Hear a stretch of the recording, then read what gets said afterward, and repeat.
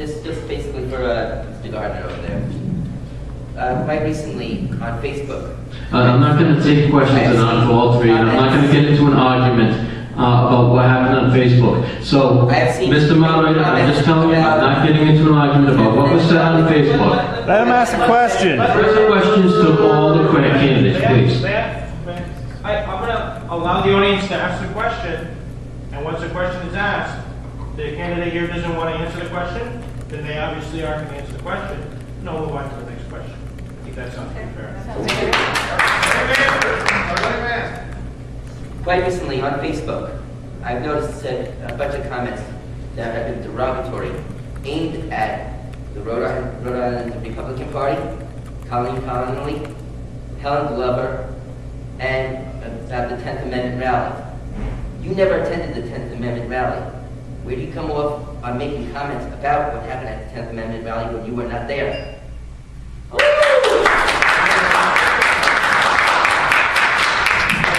We put out a press release why we did not go to the 10th Amendment rally. I'm running to create a more centrist Republican Party that can win more than 10 out of 113 seats.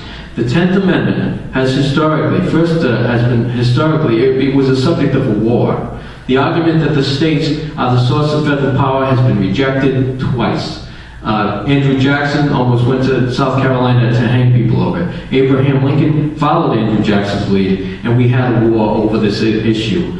The United States and the Articles of Confederation were the source of this Constitution ultimately.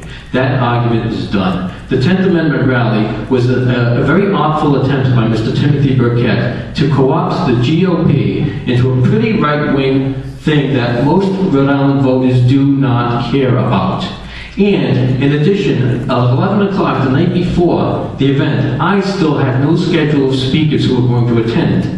In addition, not knowing who's going to attend or what's going to be said, no responsible GOP candidate should go there, and the GOP should not expose its candidates to that. This is real. This is an election year. So it's foolhardy to go to an unorganized event when nobody knows what's going to be said. And as it turns out, it was correct. Because although Colleen cannot count, there were at least 2 signs that said, Langevin's vote cripples America. I can't think of anything more ignorant. I can't think of anything more ignorant than Helen Glover having them behind her.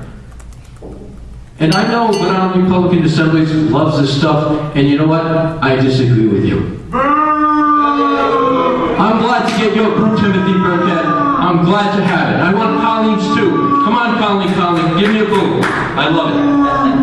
We definitely want to keep this as a respectable. Well, do I get to answer the question? I fully support Facebook, and I'm only a recent participant.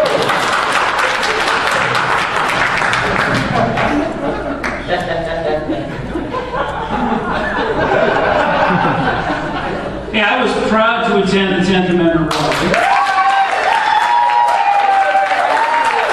I was particularly proud to be asked to speak. And I hope people listened to me when I said that if we are going to accord states even more responsibilities than they have today, we've got to be real careful about who we elect to the state legislatures so that they're capable of managing those things. That was not a Republican or a Democrat thing to say. Yes, I'm running for Congress, but that wasn't the thrust of my speech. That rally was about the 10th Amendment. Last I checked, it's part of the Constitution. And so I think that if we're going to have a constitutional-based government, then there it is. So I differ from Mr. Gardner on that. Next question. You, Mr. Gardner, Yes, failed to answer the question regarding the derogatory nature of your, particularly your campaign finance director, in threatening the head of the Rhode Island Tea Party by telling me that I would regret ever moving to Rhode Island to get my, well, I can't really say it being lady, out of Rhode Island. And if I didn't do certain things, then he would do it his way.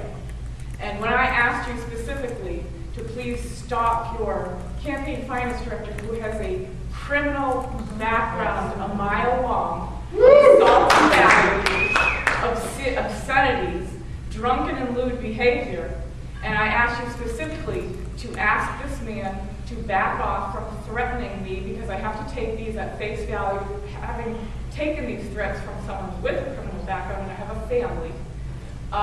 And you laughed it off and said, just laugh it off. I'd like your answer to that. Okay. Well, first of all, you're talking about a man who is a recovering alcoholic, and he had three years ago, he had three misdemeanors, no low, and it was back 2001, 2002. And in addition, what actually happened was because some members of RERA and you were upset that we decided not to attend the 10th Amendment rally. And the reason we did is because, by the way, I'm going to answer the question, Colleen Connolly. I don't care if you attended or not. Let me ask the questions, and then once we answer questions, we'll continue. Your director threatens people. John? Multiple people in this room, by the way. Yes. We're not. You people, what Mr. Oliver is an independent contractor, deputy finance director of the campaign. He's an independent contractor, but if you people personally attack him on Facebook because you have nothing better to do, you're the most vicious mouths of the Republican Party, you don't even belong. 6 weeks ago you were attacking Gio Ciccione. You're just like the 28 Days Later crowd. And Colleen Connolly, the idea that you were threatened is a joke. What Mr. Oliveira did is he smashed you in the mouth politically, and he said, Colleen Connolly, if you don't understand the people of Rhode Island, then maybe you should get out and go move somewhere where people think like you. That's it. Okay, I just want to, this is not a forum where we're going to pick fights tonight. We have two other candidates here also, and so let's ask some questions that concern, the second congressional seat, and we'll hash this out afterwards. But let's keep it focused on the race. That's all I'd like to ask.